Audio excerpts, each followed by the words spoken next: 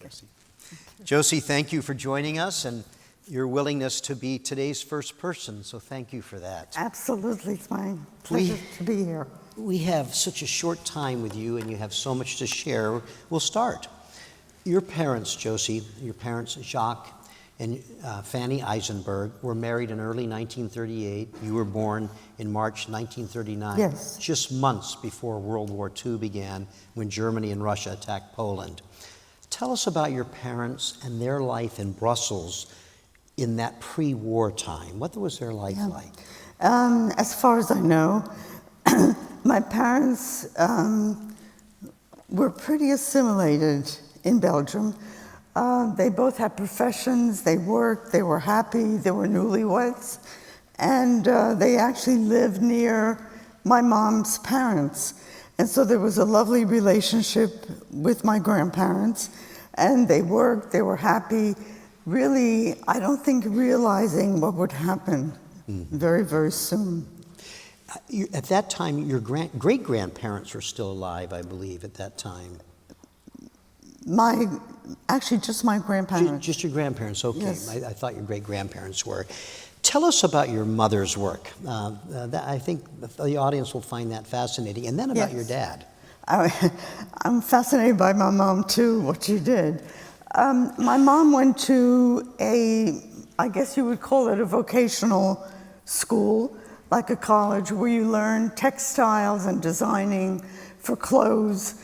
And when you graduate from that school, apparently the royal family would send some messengers from the palace, from the royal family, to pick out one or two students from the graduating class to come and work with the royal family for their clothing, for designing, for all the things.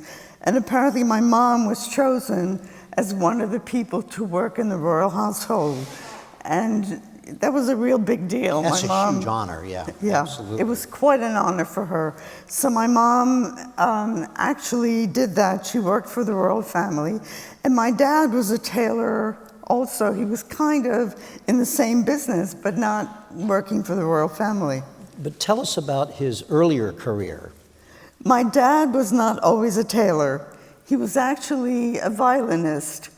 And I know you probably can't imagine this, but in the 20s and 30s, movies were silent. There were no talking.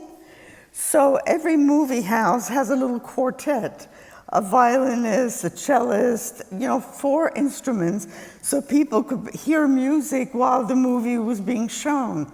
And so my dad did that. He worked in a movie house, he played the violin, and then the talkies came in.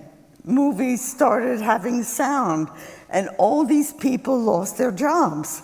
So my dad went to tailoring school and learned to be a tailor. So that's how he became a tailor. Fanny, your parents were married in 1938, and that was a pivotal year for Nazi power. That was the year of Kristallnacht, or the Night of Broken Glass. You were born just after that, March 1939. Do you know, from what your parents later told you, do you know if at that time they were fearful about bringing a child into life and fearful about the future at that point? I think they were. I think most people were, because they really didn't know what was going to happen. And my parents actually were listening to the radio just about every day, mainly the BBC. And there were many calls there by the British people asking people from Europe, men, to come across the channel to volunteer to be in the British Army, because Britain was really expecting war to break out. So that's when my parents actually decided that my dad would go and volunteer and join the British Army in England. I don't think they really knew what would happen. I don't think anybody did. Right. It was a pretty fearful time. On the night of November 9th, 10th, 1938, what we call Kristallnacht, or the Night of Broken Glass, violent acts against Jews all over Germany and Austria took place in that single night. I think some 300 synagogues were burned. Yes. As a result of that, you ended up your family sheltered a Jewish child, I believe, from Germany for a period of time. Tell us about that. A little girl. As far as I know, my mom sheltered this child who was older than me, and she sheltered her. They sheltered her until she found somewhere else to be. And actually, that's when my mom joined the underground. At that point? At that point, she joined the underground, the resistance, and tried to help out and helped other people also stay in our home until they found a safer place to be. So that was the beginning of sheltering people that were really refugees and fleeing at that point. Of course, war began September 1939, but the full effect of the war really didn't come to Belgium until May of 1940 when Nazi Germany invaded Belgium, France, the Netherlands, Luxembourg. Exactly. And that's when right before that's when your father, before they invaded, as you mentioned, your father fled to join the British Army. Tell us a little bit about your father going. Do you know how he got to England at that point? My dad, who was a tailor, really, after I'm sure consulting with my mom and discussing the issues, decided to actually go to England and volunteer. And he decided to go, his brother, my Uncle Ben, who's also a tailor, decided to go with him. They both decided to go, and they actually left on one of the last ships that left and was able to cross the English Channel, because it was at the time when the Dunkirk, the entire grouping of Dunkirk had to actually leave and go back to England. My dad was not part of that whole unit going, but it was very soon after, and then really the English Channel started being bombed, and ships were actually torpedoed and bombed, and my dad and my uncle got to England and went to volunteer for the army. But they got there safely. By the way, my mom never knew whether he ever got to England or not, because there was no communication. So didn't even know if he made it that far. Right. Yeah. So, and we'll come back later to that, but it would be a long time before she would find out. Right. So your dad leaves, now it's you and your mom and your grandparents. What did your mom do at that point? My mom, actually, I believe she was still working, but she was also doing work for the underground, doing resistance work. She was actually like delivering leaflets of things, of plans, of agendas, of meetings, and different things, and housing people. So she was kind of left. And this was under the Nazi occupation. Yes. So this Which was done really secretly. Right. Everything she was doing. High risk behavior. Yeah. Yes. You and your mother were together in Brussels under the Nazis until 1942, when your mother made that incredibly profound decision to place you into hiding. Tell us what you can about really what led to her making that decision, to the extent you know, and then what it was like for her and for you, for her to give you up into hiding. I think my mom must have realized the dangers of what was happening around. People were being deported. They were being taken to concentration camps. And I think people were very fearful, especially with their children. They didn't know what would happen to the children. So my mom, being part of the underground, had connections. There was like a whole network. And she was able to get people to come to our home and to pick me up and put me into hiding.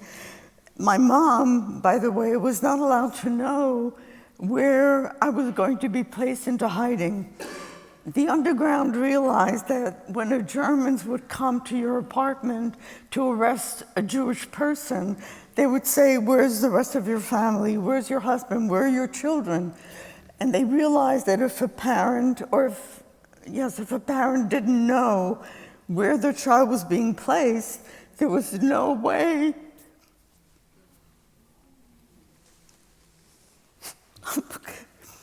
I tear up, but I could still talk.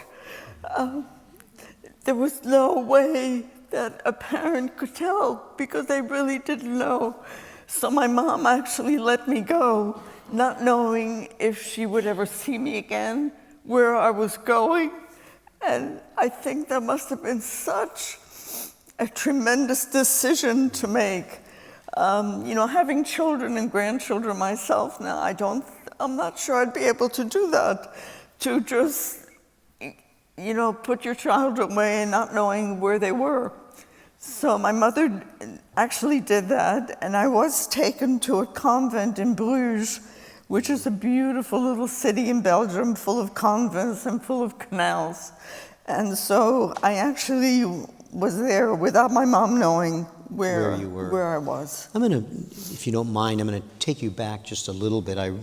Of course, we've really just jumped 2 years from the occupation by the invasion by the Nazis in May 1940 to 1942.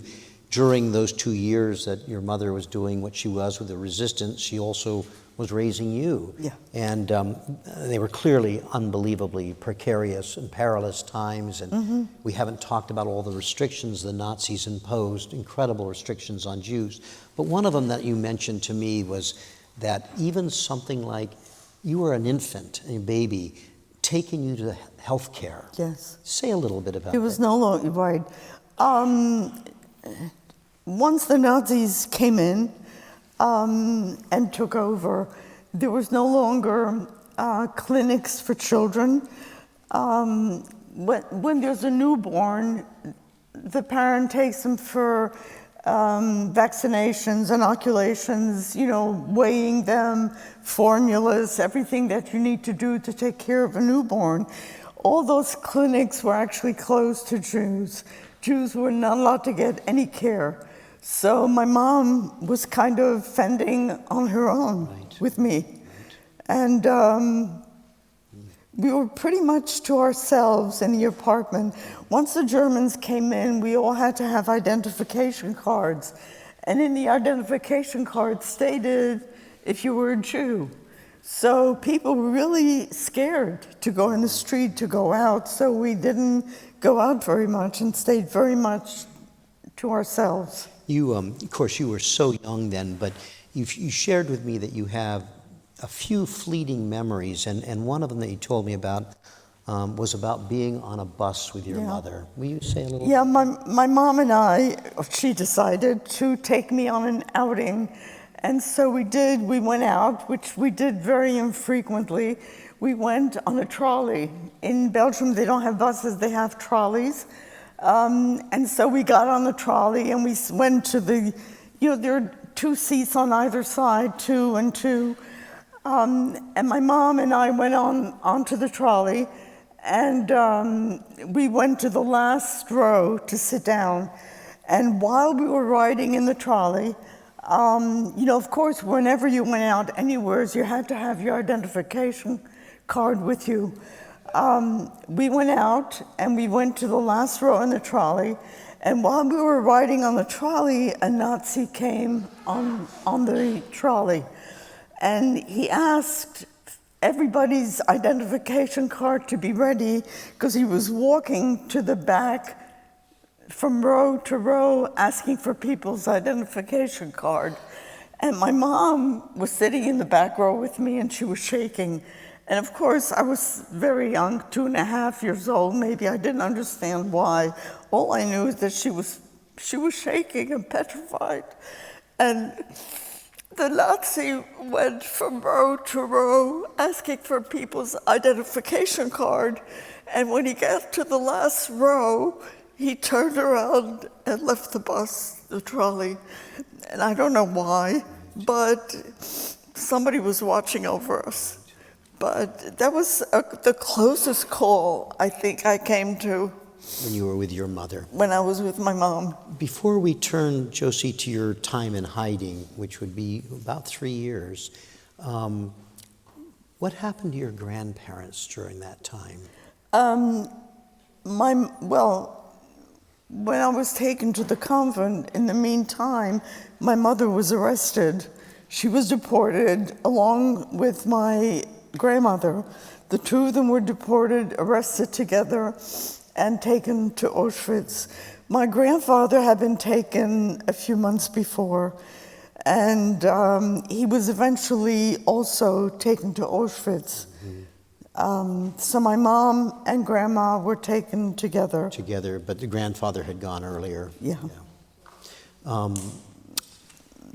The deportations, as you just described with your grandfather before your mother went, Yes. really picked up in 1942, and Yes. that's when your mother took action, found the hiding place for you Yes. in the convent, and you would remain in the convent for about a year.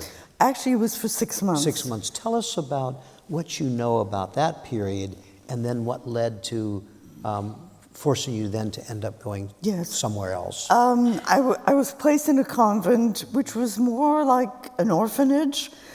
You know, food was rationed in Belgium, in most of Europe, I think, and there was so little food. I think many parents were putting their children in a convent, thinking that there might be a little bit more food there.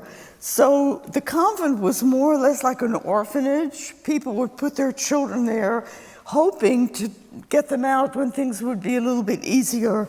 So there was very little food, but it was full of children and full of nuns.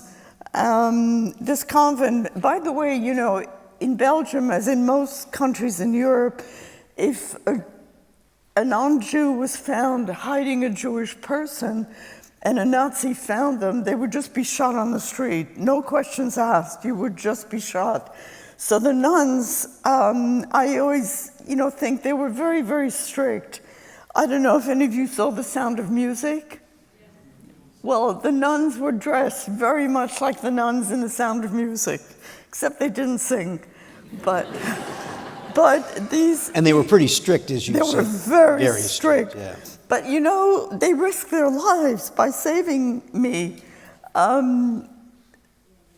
We were playing a lot in the courtyard. I was saying my rosaries.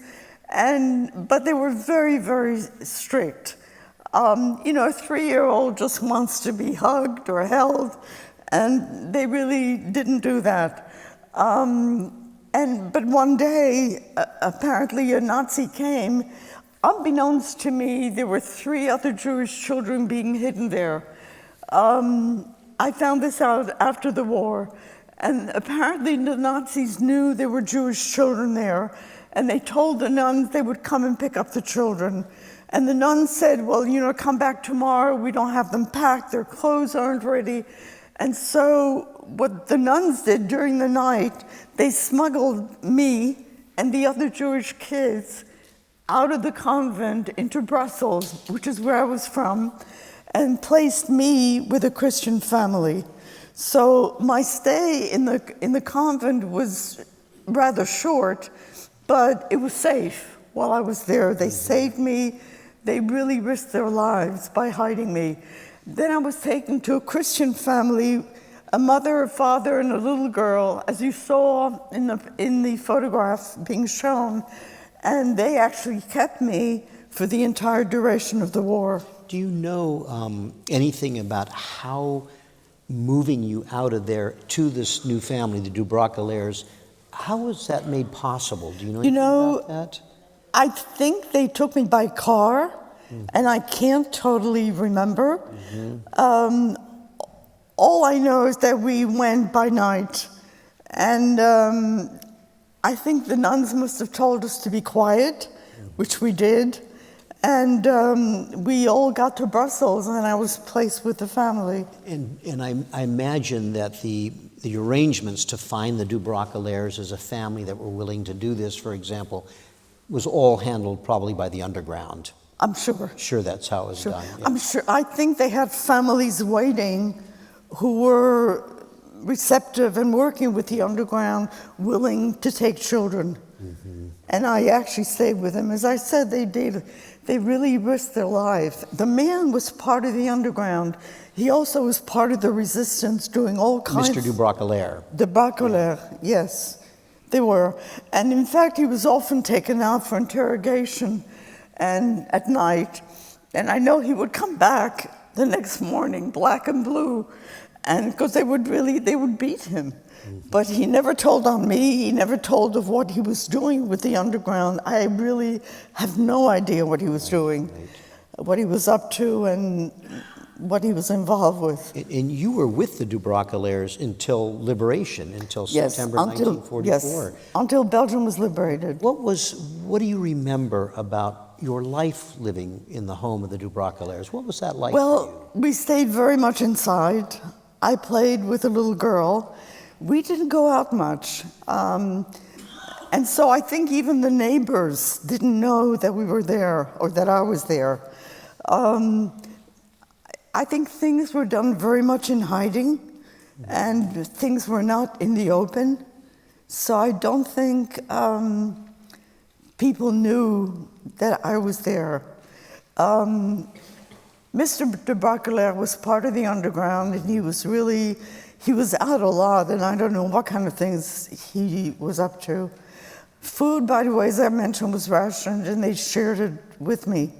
That's an important point. There is the Dubroculaires and their daughter, right? So there's three of them. Yeah. They get rations for three people. Because I was there illegally. You're there illegally, so you're the fourth person, but they could not go out and obtain additional food. They could only get the rations for three. Right, which they shared with me. Right. They actually shared the food that they would get. You know, you would go like to a distributing place once a week and get the basics. Yep. And they would bring it home and, of course, share everything with me. So for the family to decide to take you in, not only the risk that they faced doing that, but even the hardship of existing, of course. Absolutely. Yeah. You mentioned at the convent that they didn't hold you and do those things because they were doing what they were doing. What was it like in the Dubroculaire home? You know, the Dubroculaires, as I mentioned, they kept me safe. They were a very close family, the parents and the little girl. However safe they kept me, I wasn't really part of the unit. And I don't think that was they were meant to do that. I think that was my own perception, my own feeling that it wasn't really like my family. And, you know, it's something that I felt I think was missing, but they saved me. They saved you, right? And really risked their lives. And that was for, really a considerable time. Yes. Over 2 years with the Dubroculaires. Of course, the war's raging around you, and then in September 1944, Belgium is liberated. Yeah. Tell us what happened to you then. There you are, living with the Dubroculaires. They've been your family, yes. Essentially, or at least your caretakers for the previous 2+ years. So Right. war's over. What happens? Well, in the meantime, my mom had 2 sisters, my 2 aunts, who were also hidden through the resistance, through the underground.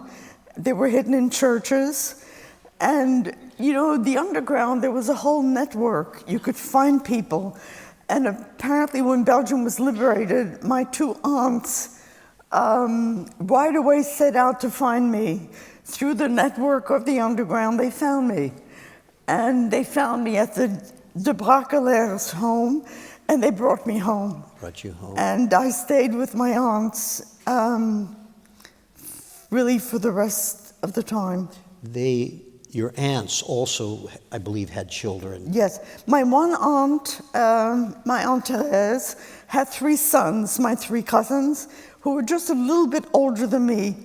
And so my 3 cousins, I went home with them, with my aunts. Had they all been hidden elsewhere as well? Yes, So through the underground, through churches. But they were not with your aunt. They were not. No. Just like your circumstances. Yes. Yeah. But once I got to my aunt, it was just so wonderful being with family.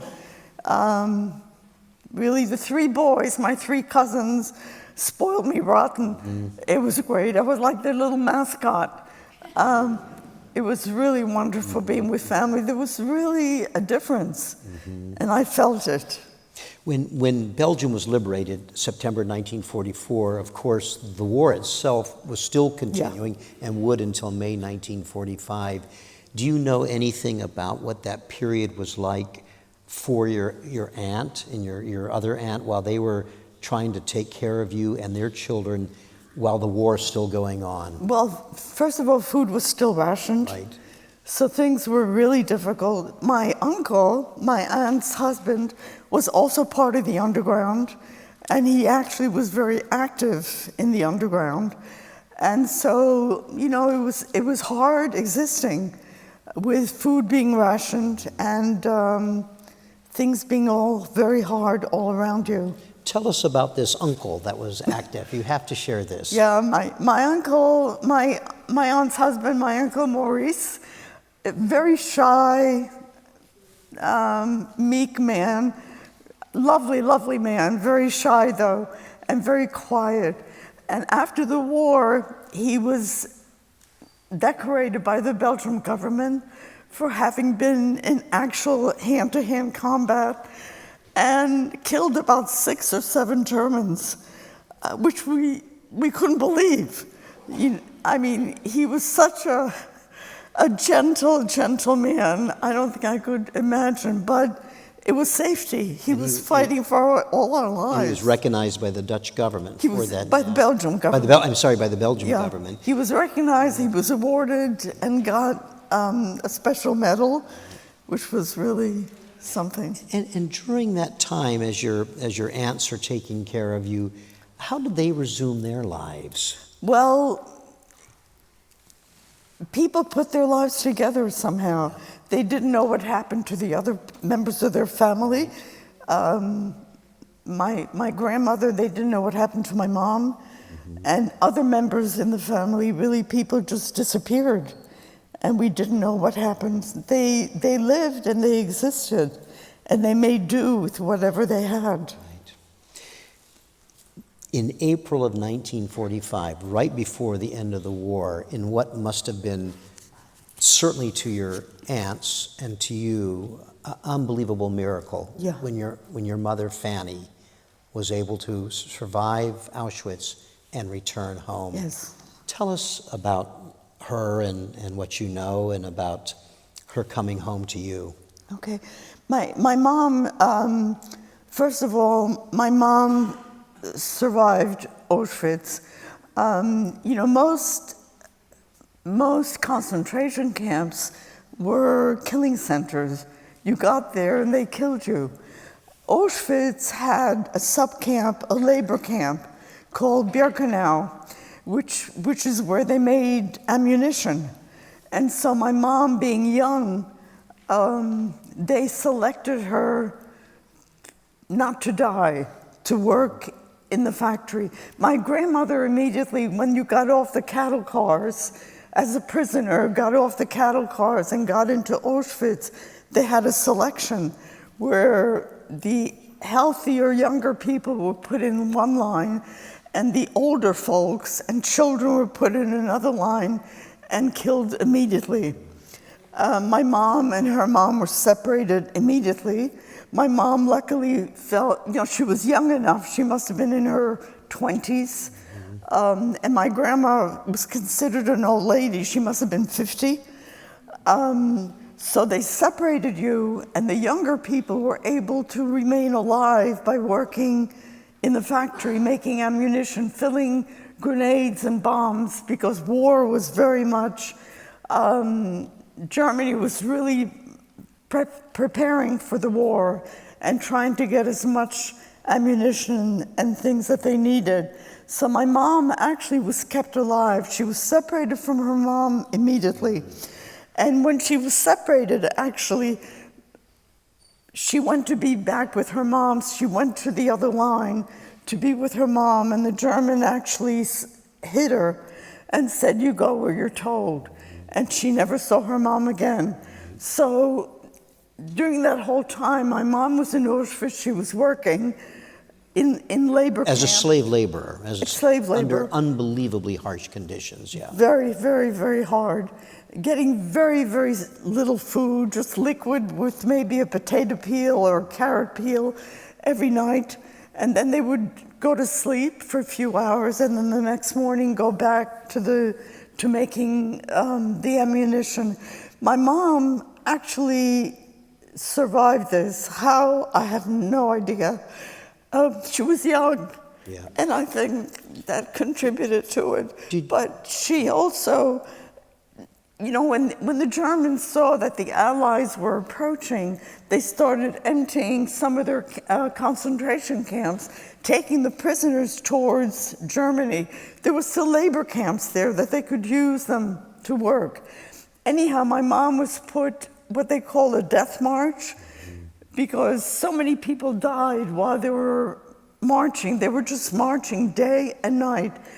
And she was put on a death march in January 45, and actually till April 1945, when the Russians actually had their last battle with the Germans on the Elbe River. And that's when the prisoners who were on that death march from Auschwitz were actually liberated and taken by the Russians and the Red Cross to a hospital. So my mom was actually liberated. She was on a death march for 4 months, which is incredible.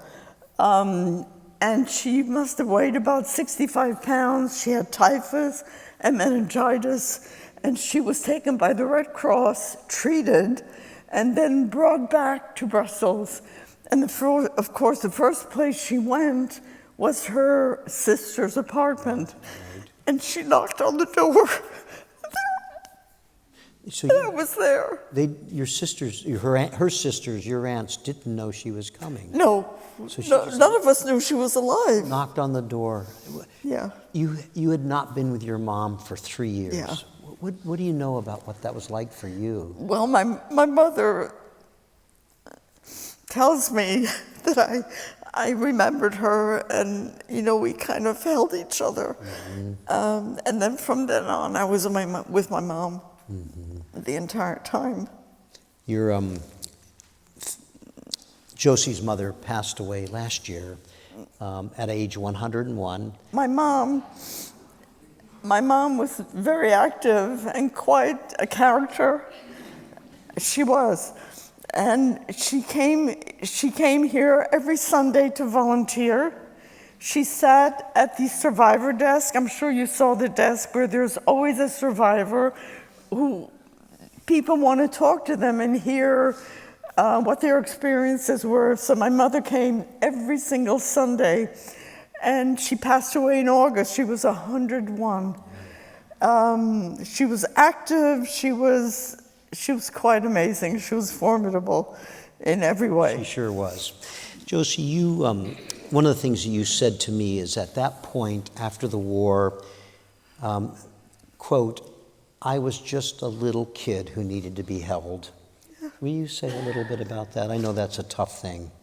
Yeah, I'm going to start crying. Okay, we won't elaborate on that. So your mom is back.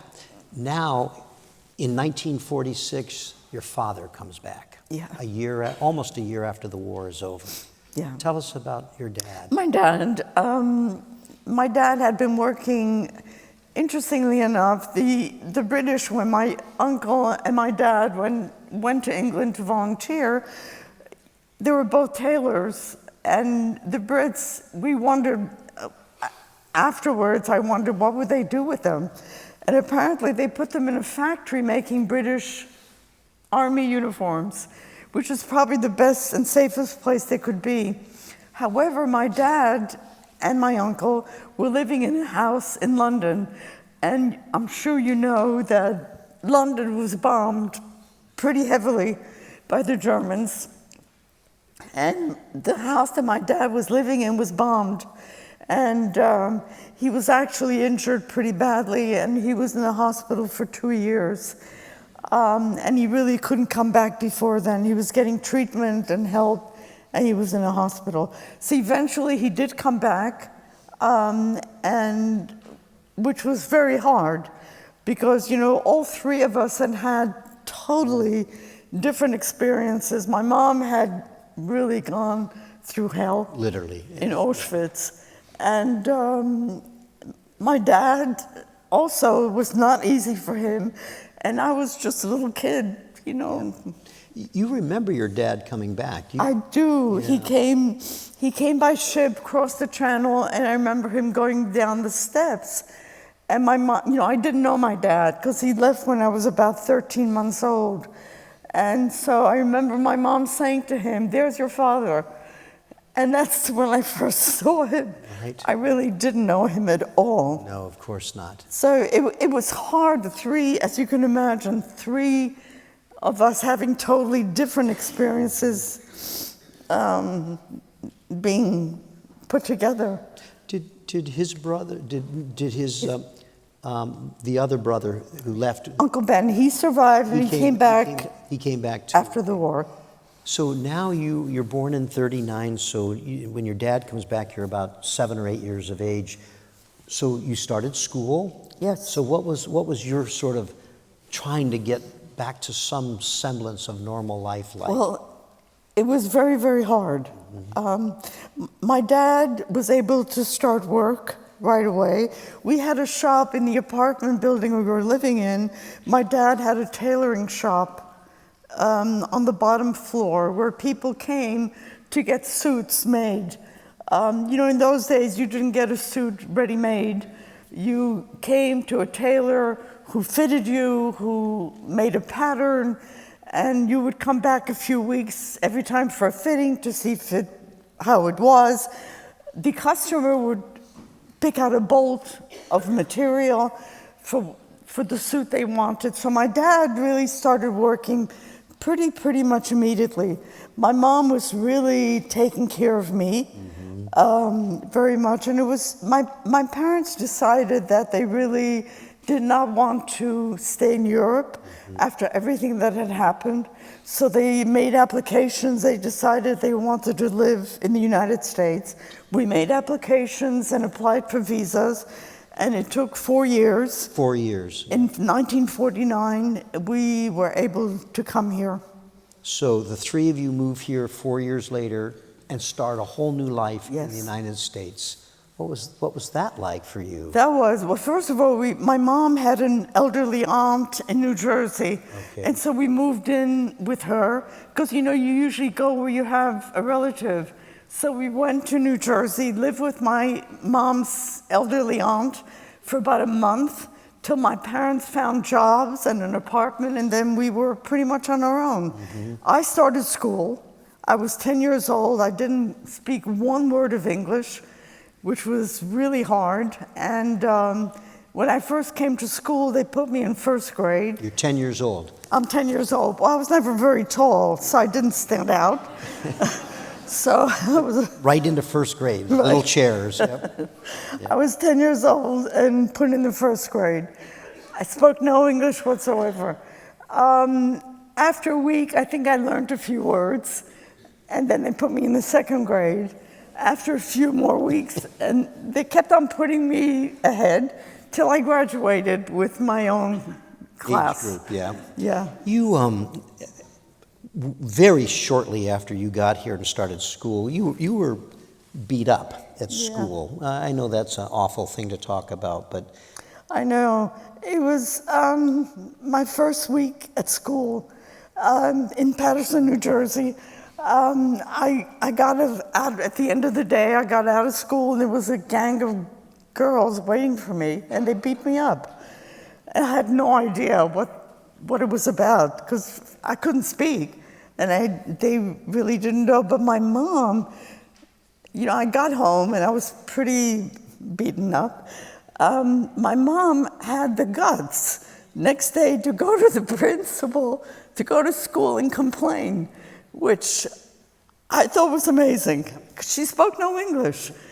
She got there and, you know, really wanted to make sure that it wouldn't happen again, and it didn't. And I don't know why it happened. I have no idea. I think you shared with me that the principal offered some...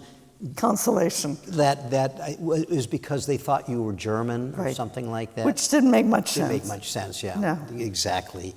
Tell us, well, first of all, I was going to ask you about meeting Freddie, but before you do that, How many of your family, extended family, did not survive the Holocaust? All in all, well, my grandparents, my father's sibling, their children, I would say probably 10 people. 10 people from your family. Yeah, from my family. Did your two aunts, did they remain in Belgium? No, after the war, my one aunt came to the United States, and the other aunt, the older, there were three sisters, 5 years apart, and the older one went to live in Israel with the children and my meek uncle. They went to Israel with... They went to Israel. Josy, we talked about your mother. In fact, as Josy said, she passed away last year at 101. And in 2017, she was sitting right where Josy was sitting at age 100 and was just amazing. Your husband, Freddie, is a Holocaust survivor. In fact, after the war, for a period, Freddie was in the British Army like your father was. All three of you speak, and your mom spoke, and you two continue to speak. What is that like for you? What does that mean? I think it's very important. I think it's crucial. I think people have to know what happened. I just feel it's important that people need to know the history so that in order it would never happen again. And I'm really gratified to see students interested. When I go to schools, middle schools, high schools, they're so interested, which really makes me feel so good that there's hope for our future, that young people are very, very interested. Before we turn to our audience to ask them if they have any questions of you, I've got just a couple more for you, Josy. One is that I've heard you talk about in the past, and today at the end of the war, you were a child who needed to be held, that when you were in the convent, they saved your life, but it was not a warm and nurturing place. And when you got to the deportations, they also cared for you, but you didn't feel like part of the family unit. So those things that a child really needs, you've shared in the past, though, that you felt you had an amazing foundation before that. Will you say a little about that? Sure. I strongly feel, working as a social worker and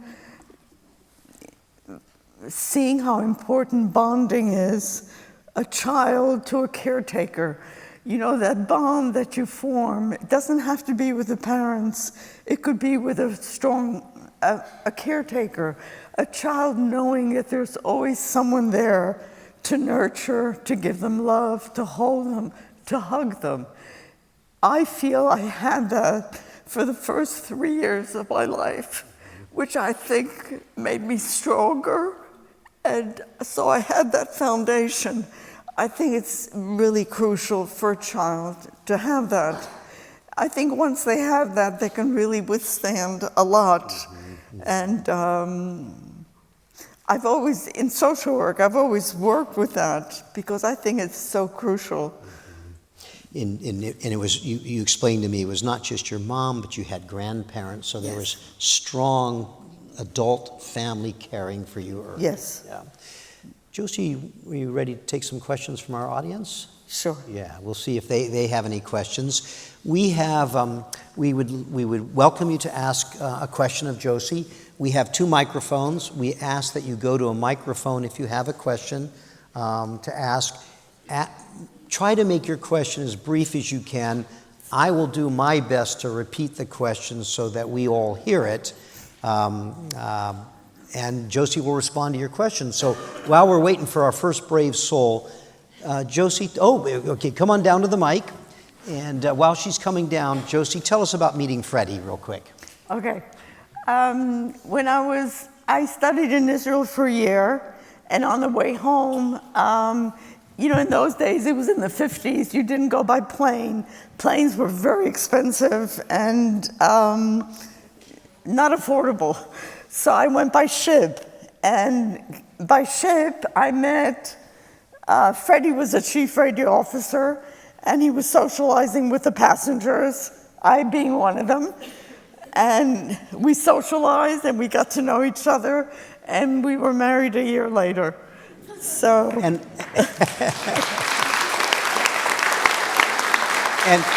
Are you clapping for me or for him? for both of you. And when he would go on, when he was sailing on the merchant marine, and you would actually, Israeli lines, you would actually sometimes be able to go with him. Yes, I went, yes, when he was the radio officer, I was able to be a passenger and travel with him, which was wonderful. I bet.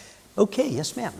Hi, I'm so sorry for what you and your family went through, and I think it's amazing what you do and your mother and your husband do.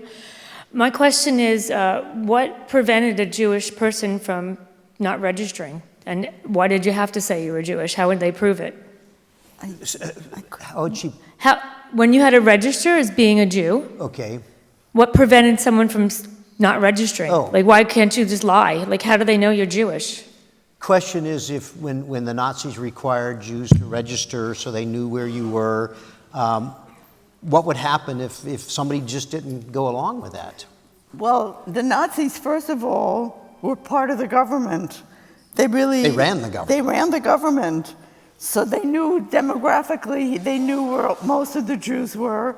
And your ID, everybody had an ID card. And if you were Jewish, there was a J saying for Jew. I mean, there was no way of hiding, really. And in fact, one of the things that you didn't share with us, Josy, when your mother was arrested and deported, she was arrested because somebody denounced her. Right. You know, you're right, Bill, I hadn't mentioned that. So many Christian people helped us, helped the Jews, hid the Jews, making sure they were safe. But there were many people who didn't. In fact, our neighbors denounced my mom. They actually told the Germans where we were living, where my mom and my grandparents were living. So most people were very, very good. Many people were not. I don't know how people react during wartime when they have to make a decision. Yeah. You know, what do they do or not? Thank you. Yes. Again, thank you for sharing. My question follows up with that. This sense of being less or being treated as less, how did you grow up with it, knowing that you are not less? The question is, the sense of what you were going through under the Nazis of being treated as a lesser person. After that, how do you come to grips with trying to deal with those feelings that you had? And certainly your mother would have felt and others felt that. Yeah. You know, I personally don't think I ever felt lesser than other people. I think I was frightened, I was scared, but I don't think I ever felt less in value or as a person. Thank you. Okay. Yes, sir. Hi. Thank you. Hi, I wanted to thank you for sharing, and my question was, do you have any contact with maybe the ancestors of the de Brocqueliers or the daughter that you used to play with when you were young? Thank you. The question is, have you had any contact with the de Brocquelier family or their descendants, including, Yes. or the young girl that was in Right. your playmate for a while? Right. My husband and I went back. Actually, my husband was in Belgium in 1989 for work, and I joined him there. And we tried to find the de Brocqueliers. We found the neighbors that were in the picture, my grandparents' neighbors. And we found them, and we saw them, actually. And they told us that the de Brocqueliers, they had all died, including the little girl who was my age. And I never found out why or really what happened. And this was the late 1980s? Yes, Yeah. 89. 89. Yeah, so I don't know. I don't know what happened to them. Okay. So when you got back with your father, did you have like a relationship with him after that, or? When you were reunited with your father, what was your relationship like? Yeah, what was your relationship with him? What was your relationship with your dad after he came back? And you, as you said, that was the first time you really had seen him. It was difficult because I think he wasn't used to children. You know, here I was, a 7-8-year-old, and I think he really didn't know what to do. Yeah. It took a long time for us, I think, to kind of get used to each other and to know each other. Yeah. When did your father pass away? He passed away in the 80s, not war-related at all. Yep. Yes. But he lived a fairly long life. He did. Okay. He was in his 80s. In his 80s. Yes. Okay. We have another So one. when the Nazi soldier came onto the trolley, do you have any guess why he didn't check the last row? Good question. The question is when the Nazi soldier came on the trolley and he almost got to the last row, any idea why he didn't get to you? I don't. You know, I really don't. I always thought that somebody's watching over us. I don't know. It's like almost like a miracle. I don't know why. But it was good, and I'm happy. It was good, yes. A good thing. Thank you very much was for a a good great thing. question. We got one more. Oh, no, we have two more. I'm sorry. And yep, time for two more. There you're accomplished at this, I can see. How did you feel when your mother was taken away? What? How did you feel when your mother was taken away? Of course, you were gone then, but Yeah. knowing you, I was actually taken away first, so I didn't know what happened to her. But I was taken away. All I know, my mom told me later, I was kicking and screaming because I really did not want to leave. And I didn't know these two ladies. I had no idea where I was going. So it was kind of scary. we're going to go with these last two questions if we can do them quick.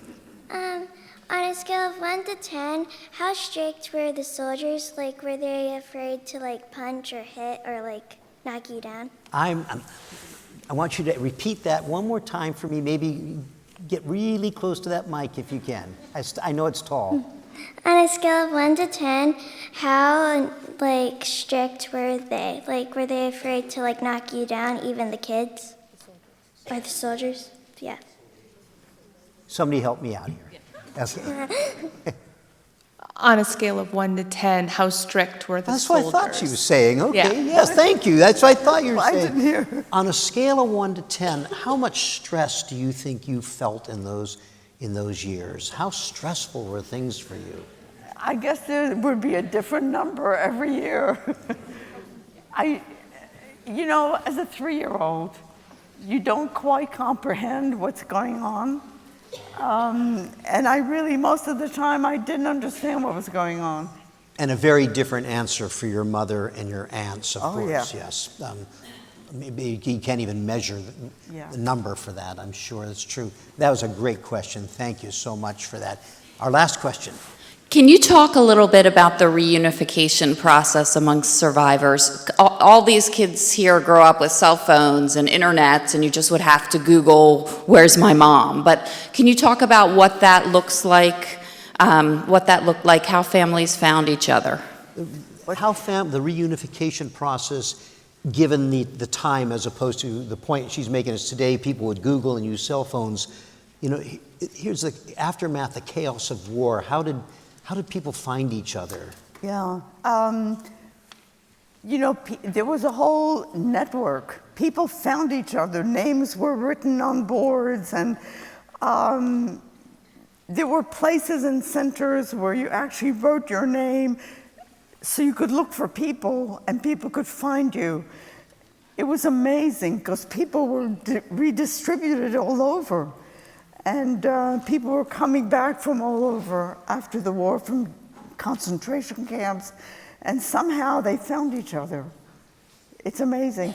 Actually, this museum is also it is used, the International Tracing Service. Thank you. So many survivors or other family members come here, and you could find and look up your name and people you knew and where they were born, and it's amazing what you can find. My husband found his parents' names. Thank you. On a deportation list. Only because of, in recent times, because of what we have here. Yeah. You can actually find names and what happened to people. So we're going to hear from Josy again in just a minute. I'm going to, well, first I want to thank you all for being with us. Remind you that we'll have programs each Wednesday and Thursday till August 8th. All of our programs are available through the YouTube page, so you can, if you can't come back, you can see any of our programs on the page. We're also going to invite anybody in the audience that would like to, when Josy's done, please come up on the stage and join her. Get your photo taken with her if you want. Just give her a hug if you want. I guess that's okay. I love hugs. You love hugs, so that's okay. And so we really mean that. We're welcome you to come up on the stage and do that. I want to thank those who asked questions, great questions. Thank you so much. I apologize if I stumbled in listening.